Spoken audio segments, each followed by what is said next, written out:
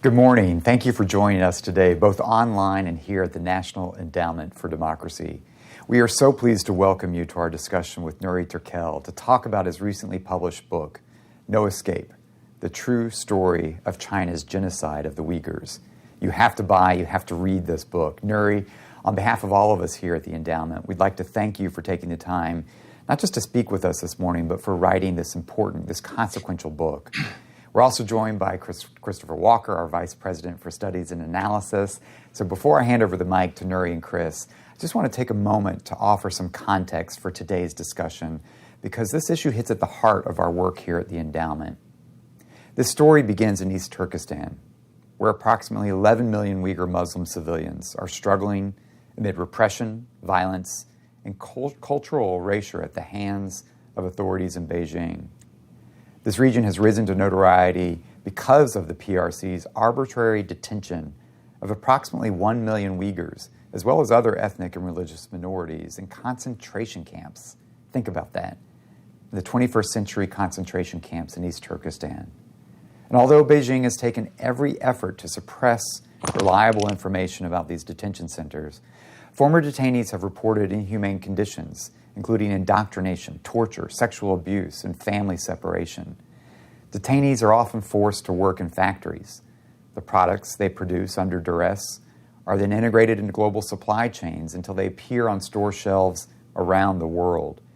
In 2021, in fact, China's use of forced labor and other forms of violence against the Uyghurs compelled the Biden administration to affirm that the PRC's conduct in East Turkestan amounts to genocide. It led to Congress passing the Forced Labor Prevention Act. Outside of prison walls, civilians must bear witness to the Chinese government's concerted campaign to eradicate Uyghur culture, language, and religious practices. In many schools, the Uyghur language has been replaced with Mandarin Chinese. Beijing has sent Han Chinese officials to literally stay with Uyghur families, stay in their homes, ensuring that they do not practice key cultural tenets within their own homes. Women have been victims of forced sterilizations, while parents have been threatened with imprisonment for having too many children and forbidden from giving them traditional Islamic names. Moreover, as of 2020, 16,000 mosques, 65% of all those in the region, have been damaged or demolished. The measures represent only a sample of what the Australian Strategic Policy Institute calls a, quote, systemic and intentional campaign to rewrite the cultural heritage of the Xinjiang Uyghur Autonomous Region, with the aim of forcible assimilation. Even those in the Uyghur diaspora are at risk. Using tactics such as surveillance, cyber attacks, extradition, and more, the CCP has developed a broad arsenal to intimidate and silence Uyghurs overseas, as well as other religious and ethnic minorities and human rights defenders. Beijing's access to advanced surveillance technology, much of it developed within open societies, has enabled the creation of an expansive surveillance state in the region. Novel tools from companies in the United States and Europe have equipped Chinese authorities with the means to establish an extensive data-driven surveillance architecture. And the capabilities offered by private entities within democracies, artificial intelligence, facial recognition, online monitoring tools, and much more, have only served to tighten Beijing's iron grip over the everyday lives of Uyghur civilians. This creates a culture of fear, silencing dissent, and further entrenching the CCP's control. The totalitarian system in East Turkestan represents only one manifestation of the global entrenchment of authoritarian rule and repression. Authorities in Beijing have spearheaded a multi-front campaign to reshape international governance and erode frameworks which safeguard democracy and human rights around the world. Using its vast political and economic clout, Beijing has grown adept at coercing and compelling state and non-state actors alike into remaining silent on the situation in East Turkestan. To name just a few examples, a Marriott hotel in Prague initially refused to host a convening by the World Uyghur Congress, and a Cambridge University professor whose position allegedly relied upon Chinese-linked funding cautioned students to refrain from holding debates about human rights abuses against Uyghurs. Some social media companies have even allowed their platforms to be co-opted for disinformation and propaganda, as the CCP supports influencers who push their talking points about East Turkestan and purchase online advertisement which dismiss human rights criticisms. So while these challenges might seem a bit insurmountable, just talk to many of our partners, courageous human rights defenders who are working tirelessly to protect the Uyghur community. At great risk to themselves and their loved ones, Uyghur activists and journalists can be found at the forefront of campaigns to raise awareness to the human rights crisis in East Turkestan and compel the international community to action. The National Endowment for Democracy seeks to uplift and support individuals and entities seeking to defend human rights in the region. In addition, our organization aims to empower civil society actors around the world who are pushing back against the diffusion of authoritarian norms across regions and sectors. So this morning, we are thrilled and honored to welcome Nury Turkel to the NED. Nury has spent decades advocating for the Uyghur community and fighting for democracy and human rights around the world. Perhaps World Uyghur Congress President, my good friend Dolkanisa, put it best when he said Nury is a leader on the global stage, fighting for universal human dignity and helping keep hope alive for the Uyghur people. In that regard, Nury currently serves as the chair of the U.S. Commission on International Religious Freedom, a bipartisan agency which monitors religious liberty around the world and proposes policy recommendations to the White House, Department of State, and Congress. Nury is co-founder and chair of the Uyghur Human Rights Project, a NED partner which aims to raise awareness among a broad audience to the plight of the Uyghur community. Nury is also a senior fellow at the Hudson Institute, and he's very kindly agreed to join us this morning to talk about his recent book, No Escape, The True Story of China's Genocide of the Uyghurs. This extraordinary memoir details Nury's early experience in a Chinese re-education camp in the 1970s as a way of shining a light on the current human rights catastrophe unfolding in East Turkestan. Moreover, Nury details how technology from Silicon Valley has further eroded the human rights landscape in the region. For those of you who have not yet had the chance to read No Escape, I highly recommend picking up a copy. Go to your local bookseller, Amazon, wherever you get your books, and order a copy today. So with that, I think it's time to kick off what I know will be a fascinating conversation. I want to thank everyone who's joined us for being with us this morning. Chris, over to you. Thank you. Well, thank you so much, Damon, for those powerful opening remarks. And it's consistent with the person I'm speaking with here and the book he's written, which is really a wonderful book. And like Damon, I encourage everyone to take a close look at it, get a copy, and read. And it tells a very powerful story. It tells your story as a student, as a lawyer, but I would suggest that it tells a much more encompassing story that touches on global issues that impact all of us. And at the outset, it might be interesting, Nury, if you would tell us what inspired you to write the book, what drove you to do it, and how you got into this and brought this to fruition.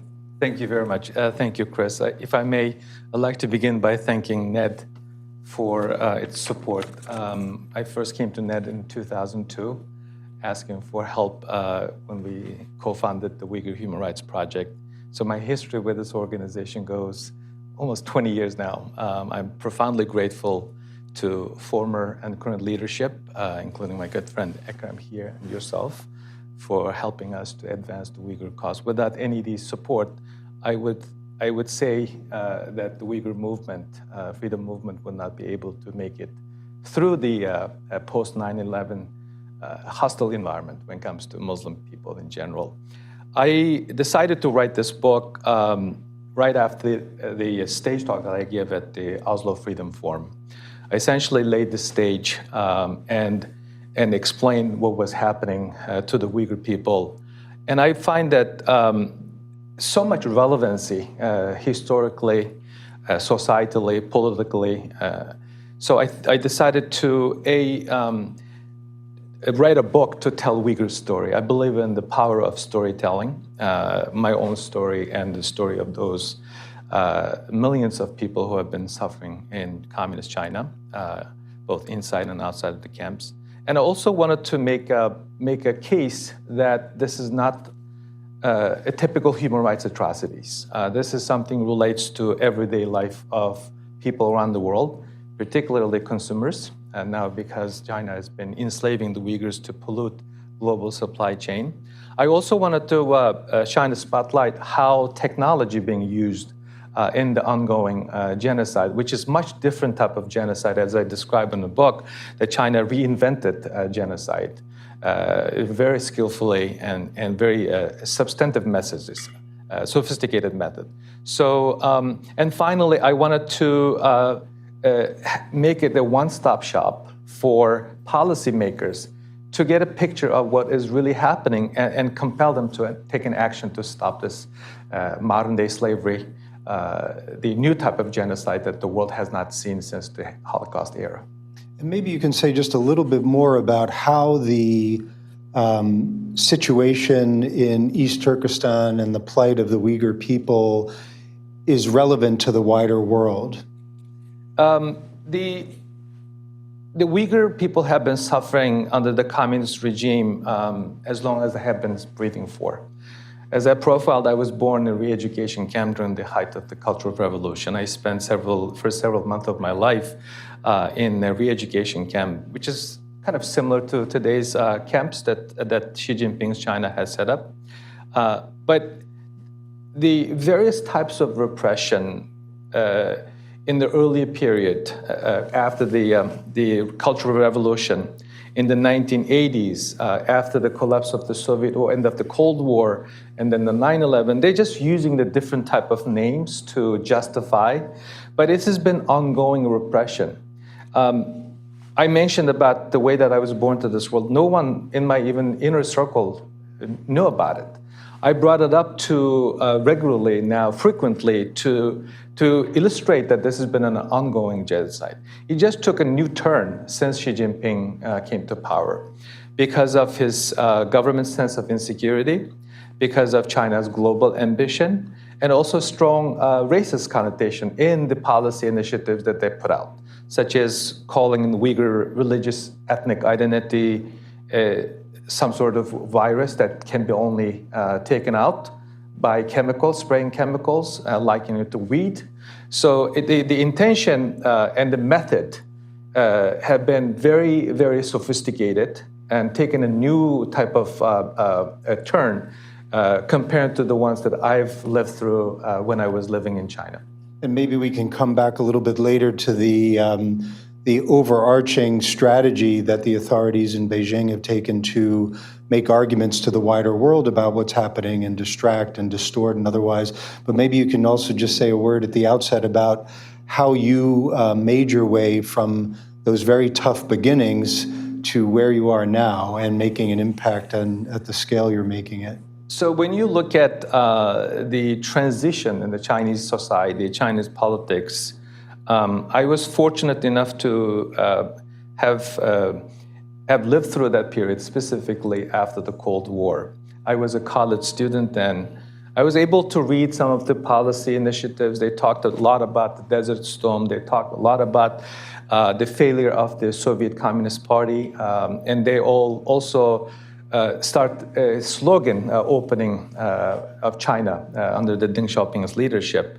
And then during that period, Tiananmen Square massacre also happened. I was a college student. There are multiple factors, more than just one factor, in addition to my long-standing desire then to go to the United States to study. So I was able to leave China with a valid passport and a student visa. I came to the United States and granted asylum.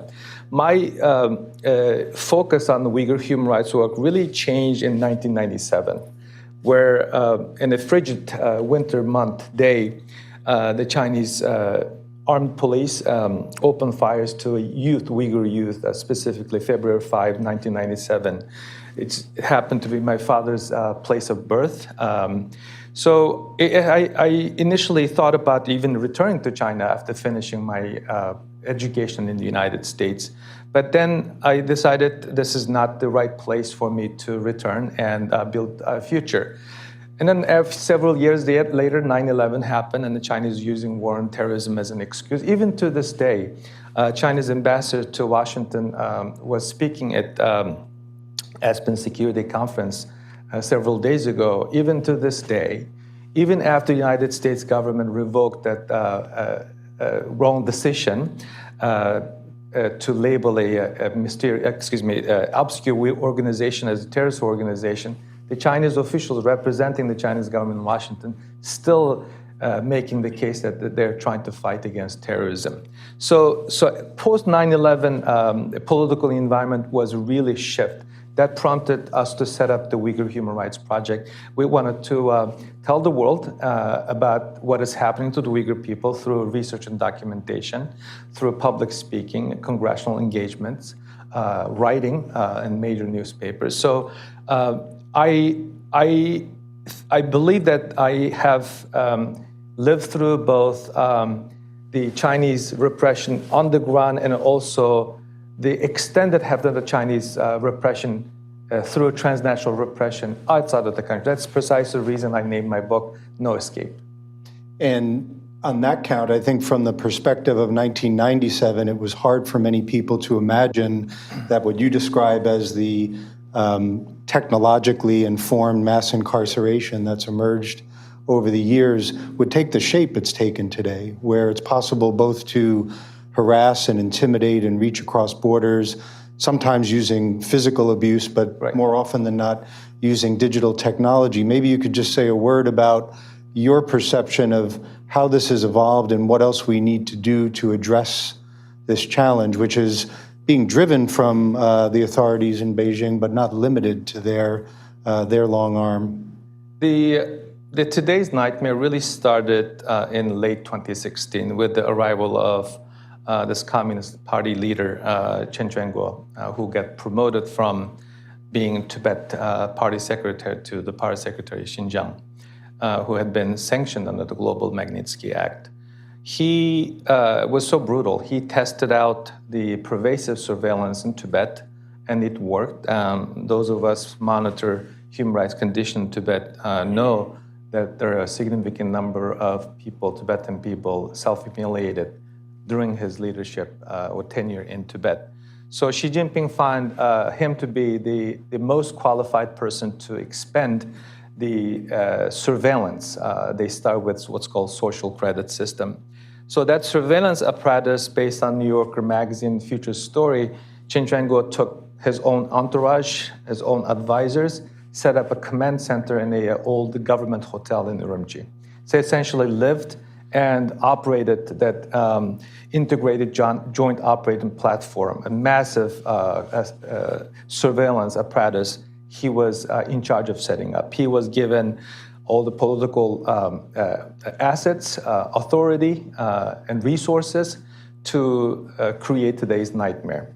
So based on the leaked documents, as I profiled in the book, in 2017, in the summer, 10 days alone, in one county, the Integrated Joint Operating Platform, IJOP, essentially ordered the police to round up 20,000 people, and police could not even find 20,000 people. They're scratching their heads, cussing at each other. They managed to find about 16,000, 17,000 people. With that computer-generated arrest list, that many people's lives been shattered. So the question is, so do they really committed any crime? Based on what we know, based on even open source information, the answer is no. So this is what they call preemptive policing, just like the movie Minority Report. You don't have to actually commit a crime. The government or the machine believe that you may commit a crime, then you could be a candidate for roundup. And during that time, this is something related to Hong Kong national security law as well, that the local legislative body in Urumqi legislated something called de-extremification measure, which essentially criminalized 48 behaviors. That includes wearing headscarf, growing beard, adhering to Muslim diet, encouraging kids to marry Uyghur individuals, Muslim individuals, or including some past travel history, writing history. So they start rounding up initially thought leaders, academics, business leaders, authors. So that's how it started. And then during the same time, the international community also experienced something, backsliding of the democratic norm system. And we had a new president who was very cozy to Xi Jinping early on. So that may have given the Chinese authorities that the international community is entangled in this weird, strange relationship with the Chinese because of the economic and diplomatic relationship. And the world is busy handling or dealing with other issues. So, and also the Xi Jinping needs to solidify his authority. And there is a support within his inner circle. And the party has been always perceiving the Uyghurs' ethno-national identity as a sign of disloyalty and could be a source of potential political threat. So he had all the means and reasons to unleash the ongoing genocide through this modern-day Adolf Eichmann, Chen Quanguo. And these days, globally, we're all struggling with how to manage these fast-moving, powerful technologies. But maybe for audience members who aren't familiar with the landscape in today's PRC, you could just say a word about the extent to which the authorities have any checks on their power in the ways they use these pervasive technologies, or do they? They don't have, the authorities have unchecked power using technology. They have QR codes in private homes. They have cameras installed all over the place. Early on, when New York Times reported the surveillance apparatus established, one of the lines in that report says, reporter just looking up in the street corner, he counted 20 cameras pointing at him. And also in addition to that, the Uyghur communities around the world suffering tremendously because of the mobile scan devices that are forcing Uyghurs to make their phones available for scanning. If that machine detects any foreign contact, text messages or caches, that person might be taken into the camp. So Uyghur families made a willful decision to cut ties of their foreign-based children. Even to this day, I know for a fact that a lot of Uyghurs, even in the United States, don't know whereabouts their loved ones, missing family members. Dolkun Isa, Damon mentioned in his speech, found out about his mother's death through Radio Free Asia reporting. That's the reality that most Uyghur people living around the world. In addition to that, and also the technology firms have been in the pocket of the Chinese. There's those of you read substantively about China may have heard about over 3,000 red phones in the Chinese Communist Party apparatus. So the technology firms, including Huawei, ZTE, Hikvision, SenseTime, the CEO's desk, based on the author that I mentioned in my book, K Street Matter, have that red phone. So this technology firms essentially then an arm of the Communist Party. So whenever the Communist Party wants to advance or implement anything that helps the party, these companies are available to help with that perspective. In some of this technology, the face recognition specifically could even identify a Uyghur individual from the others. In one instance, the machine can scan your license number, and then license plate number can direct you to the driver's license can direct you to the individual. If that individual have any history, as noted in those 48 behaviors that is publicly available if you're interested, then you are qualified, you'll be taken to the camp. So this may sound like a Orwellian dystopian nightmare that we read in the books, but this is a real thing happening to the Uyghur people in 2022. And it comes through so powerfully in your book, how these technologies are being purposed for ends of control, social management. What would you say to those who haven't had a chance to read the book, who feel that we're being overly alarmist in terms of the way in which these digital technologies may be applied?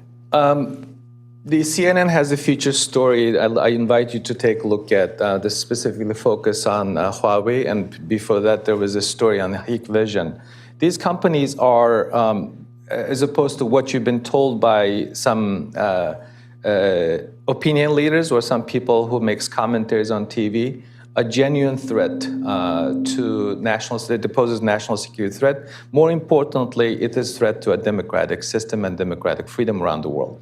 And based on one of the congressional testimonies that my commission received about 18 months ago, this was as an old hearing, over 80 countries around the world have either adopted or in the process of adopting Chinese surveillance technology.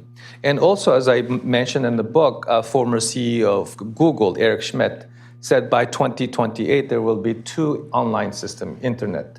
One is by Chinese version, the other one is led by the US. Can you imagine what kind of system that we will have? The banking, the air transportation, the voting. So this is a real thing. So I want listeners, I want participants in this conversation to think about if you are ready to live in a Chinese surveillance-oriented governance. And also you need to think about what kind of democratic norms the Chinese model will create that will allow the despots, authoritarian regime, to monitor opponents, political opposition, voting records. So it will be a mess, to say the least, in the future.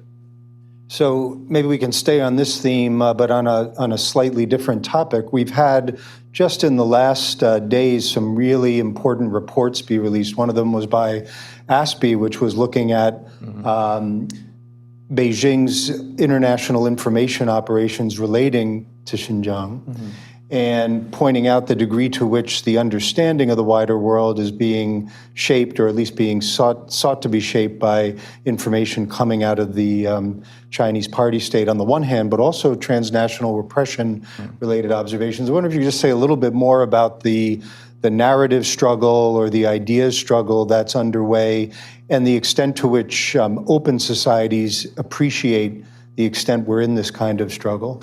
The ongoing the Uyghur crisis, whether it be an enslavement of the Uyghurs, whether it be a transnational repression or China's course of diplomatic efforts, boils down to something quite simple.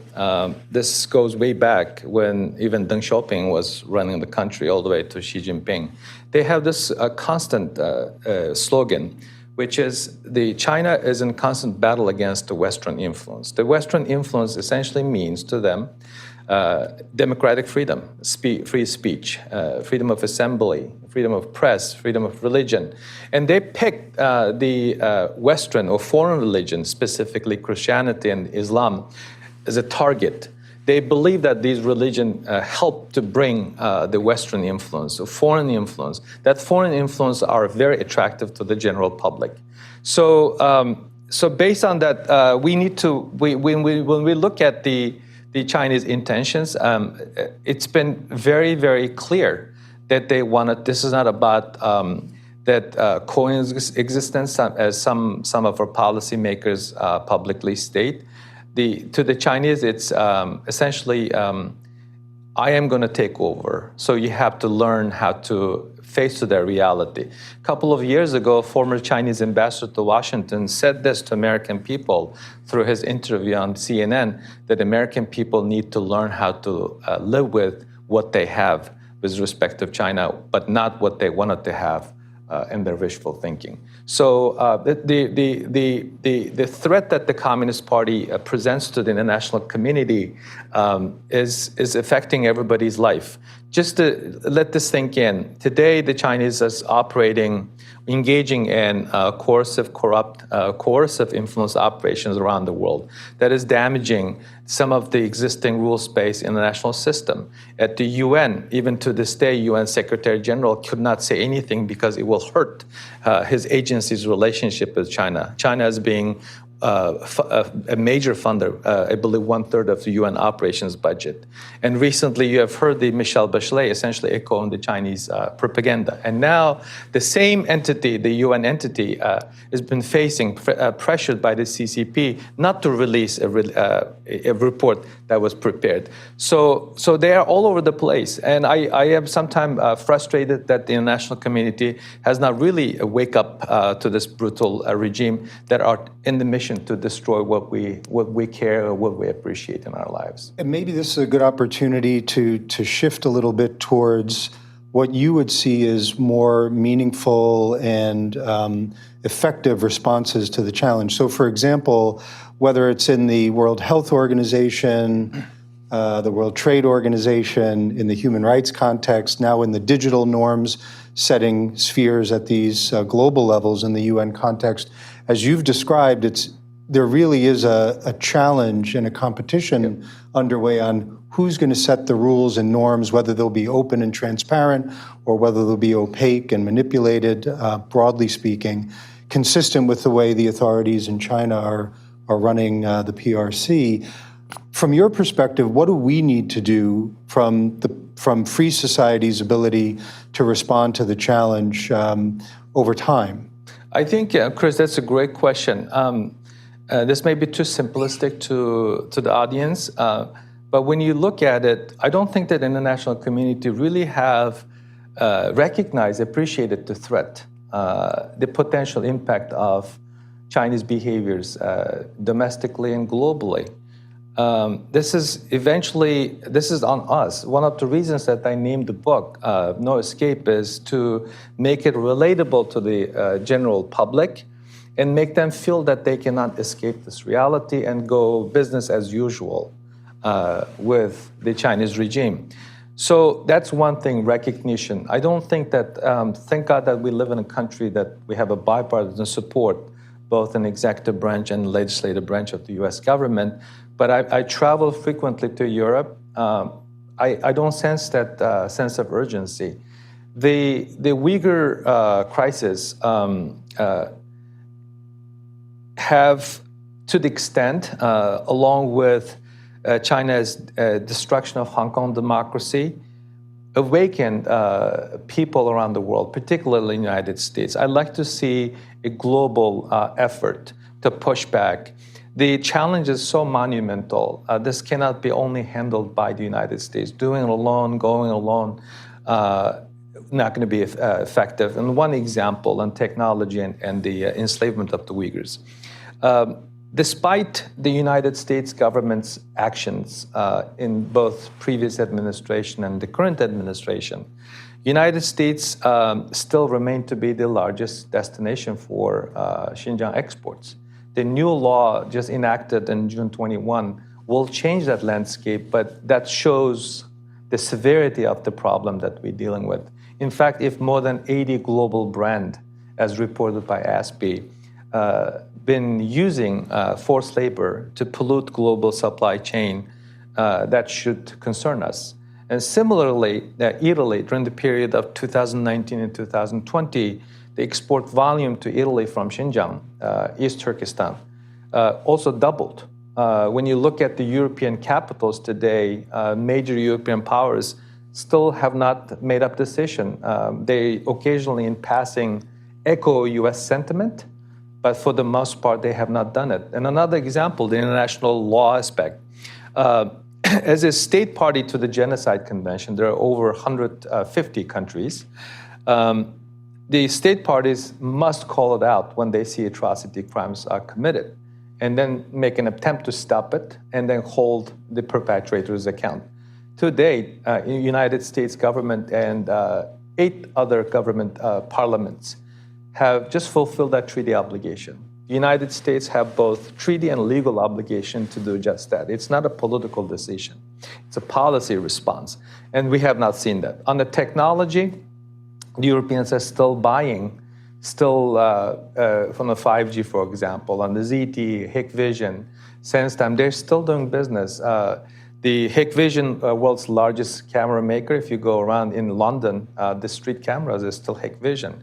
Even in the United States, most of the schools, hospitals, prisons are still using Hikvision. So this is very frustrating, very frustrating. I would like to see the type of unification, even though we have not stopped the war in Ukraine, type of collaborated, concerted effort that we've seen in Ukraine in response to this genocide. At the end of the day, Chris, you know this as well as I do, we will have a new Russia. We will have a different type of relationship with the Russian people eventually. But I can't say the same thing with CCP. As long as the CCP exists, we have to deal with the issues that we've been discussing. So one, we have possibly a short-term problem. With the other, we have a long-term problem. So we cannot lose sight over what is happening in China while we're dealing with inflation, cost of living, and war in Ukraine and other issues. And you've really outlined just the scope of the challenge in the sense that it requires the business community to think about things differently, important subset of which is the technological part of the business community. It requires civil society, cultural institutions, media to think about things differently, our political leaders, and that really requires a shift in mindset, in a sense, to deal with what is a global, multidimensional challenge that's trying to reshape really how the world is ordered. Yeah. And domestically, I'm very pleased with the actions taken by the United States government. We have 2 pieces of legislation enacted in 2020 and last December. In response to those actions, Chinese retaliated against me and several U.S. officials. I got sanctioned by China last December and sanctioned by Putin this past May. So we've been seeing some positive developments, but the government cannot do this alone. I always use this term. We need to take this matter from the situation room to the boardroom. The business community is still not really getting the message. What is happening in China and what is happening in Washington have created an atmosphere that would pose reputational risk, investment risk, and legal risk to those companies. We don't have a single company, U.S. company, even publicly acknowledged, despite the fact that they have been implicated in the ongoing enslavement of the Uyghurs and also sponsoring the Genocide Olympics in this past February. That is unconscionable. And also, Silicon Valley should step up to the plate. The United States government added a significant number of China's entities to the entity list, including China's military and medical academy that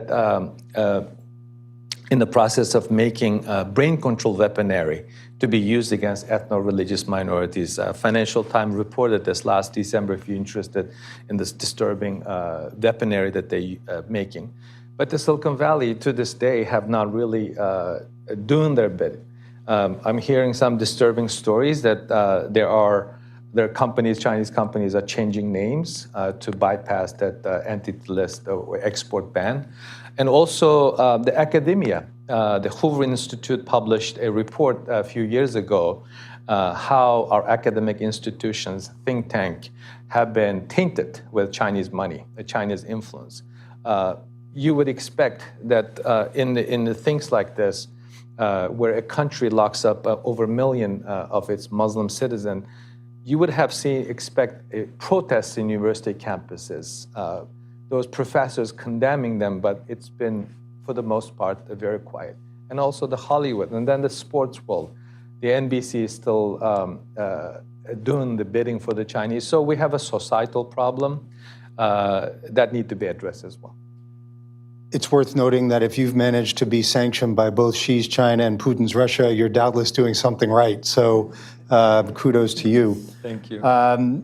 So I think in a moment we'll turn to the audience for a question or two if they have it. I'm going to ask you a question more on the personal level. You described in the book, and you alluded to it earlier in our conversation, just how painful it is to be separated from relatives, not knowing how their condition is, receiving no information from the authorities there. And this is being replayed across thousands and thousands of people. Maybe you can just say a word about what that is like for you. Chris, thank you. It's speaking out against this regime and lending your voice to millions of voiceless people are gratifying experience. It's fulfilling experience. That's what we do as Americans. But it's been very costly work for me. My parents came to United States for the last time in 2004, and that was I haven't seen my mother since 2004, and I don't even know if I will see her again. And my father passed away about 3 months ago. while I was on an official trip to Uzbekistan. Tashkent and Urumqi is about the same distance between here to New York. Because I was sanctioned, I could not be there to carry my dad's casket and hold my mom.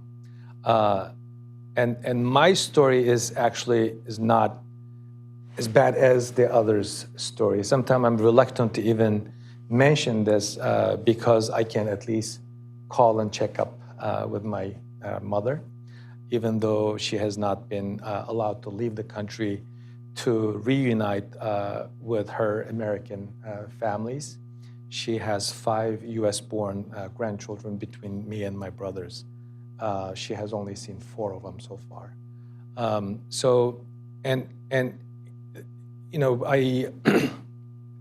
I used to tell my colleagues at my law firm that I don't like holidays in the United States.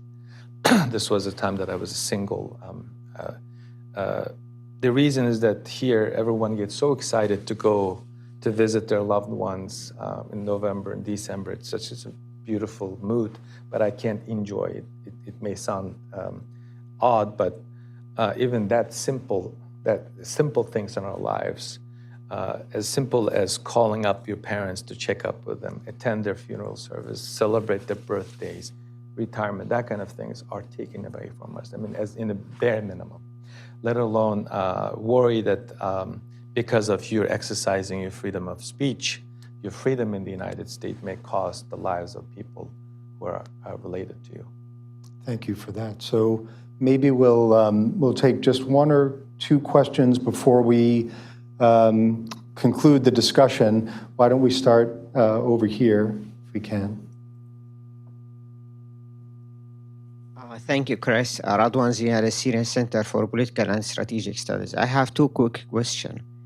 The first one, BBC International published a few months ago a huge number of documents, thousands about detailed. What do you take on this revelation? And if this been those type of details, it can be very useful for an international court. Is there any efforts to take any Chinese individuals into courts, U.S. courts, using the universal jurisdiction? And my second question regarding your outreach to the Muslim world, especially the Islamic Organization of Cooperation, because it's been silent on this regard, and unfortunately most of the Arab world and the Islamic world, they don't know much about these details and about this information. Thank you. Thank you. The Xinjiang police file that you mentioned is riveting. It was the 3rd time that we have internal documents either leaked or published to the public. It started from 2019. So with that, I always believe that people should stop asking for more evidence. The evidence is overwhelming. And these are the evidence provided by the Chinese government. It's from them. When you look at the faces, I always believe that I have a stomach for a lot of things, but I could not even look at those faces, especially those young kids. I'm a father of 2 young kids, and I have a mother who is a similar age as the lady who was in that group of detained Uyghurs, the 73-year-old woman. It's hard to fathom, even look at those faces. So international community need to stop asking or even suggesting they need to see more. It's out in the open. And then, so the existing international system, the courts, are not helpful. We cannot take the cases to ICC or ICJ, but what we need to do is to look at the domestic courts over those entities that have a business presence in the United States that have been enabling, facilitating the ongoing genocide. I think the Department of Justice should open an investigation. The Uyghur Human Rights Policy Act directs the federal government to investigate, bare minimum, the Chinese entities, individuals engaging in transnational repression. So that could be a good start. And also internationally, I think we should need to look for establishing special tribunal. As for the Muslim countries, I've been addressing this question from the beginning, 5-6 years now. Two simple questions. One, two simple answer. One, those countries are not Jeffersonian democracies, so I would not hold my breath for them to speak at. And two, China has been very effective in its public diplomacy, coercive diplomacy, if I may, and also buying our silence from those countries. A couple of years ago, they orchestrated a letter campaign, and over 40 countries signed on that letter supporting the Chinese repression. Guess what? Vast majority of them happen to be Muslim countries. I think that's deplorable, unconscionable. We should condemn that. Instead of focusing on the Muslim country, I think we should focus on the countries that can make a difference, specific in Europe. The countries that have survived fascism and Nazi Germany should know better.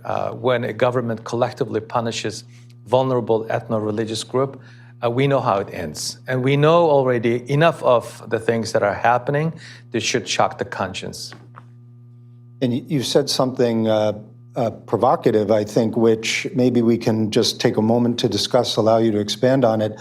You said we don't need more evidence, given what's already been put in the public domain, perpetrated against the Uyghur people. In a sense, it speaks to the larger challenge. I think of Russia's attack on Ukraine, stealing Ukraine's grain, and then having the shamelessness to make arguments that there's a hunger crisis, which they themselves have stimulated.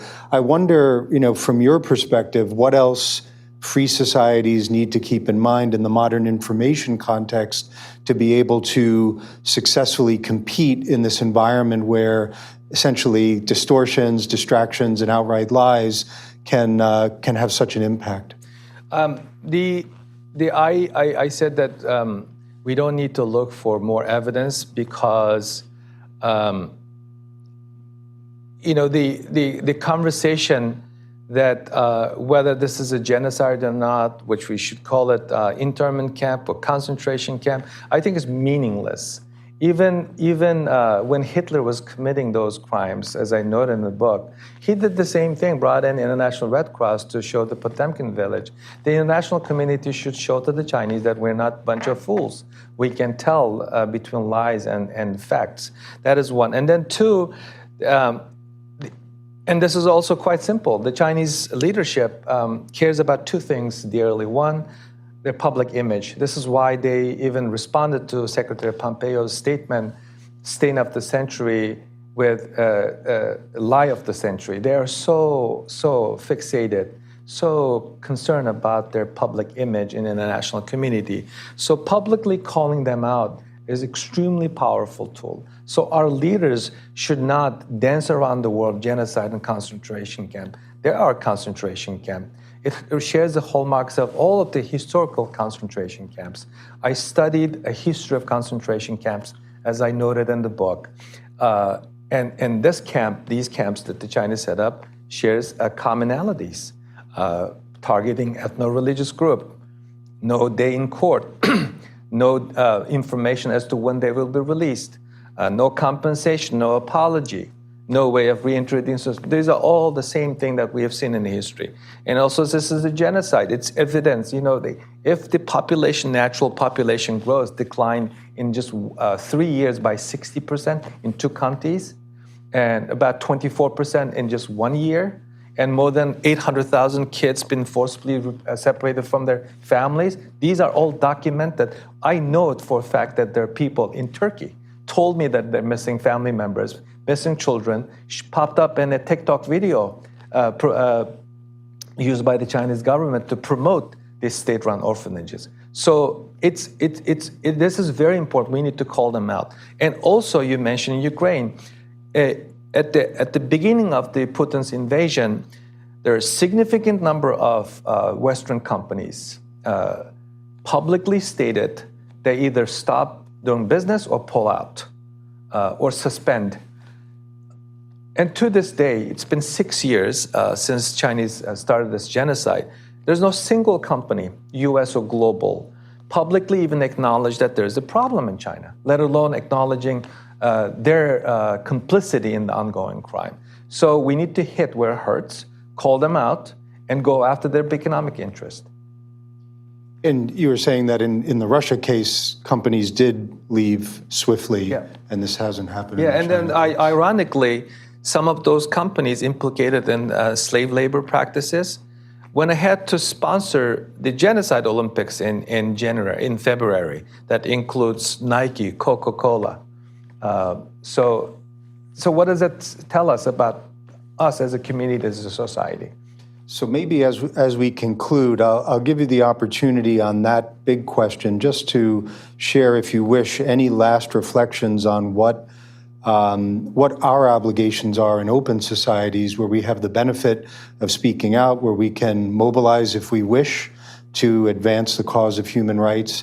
You've suggested that we've been slow off the blocks given the extent of the challenge, everything you've described during our conversation, which you describe in detail in your book. But what would you say open societies need to do in the coming period to shift the momentum in favor of freedom?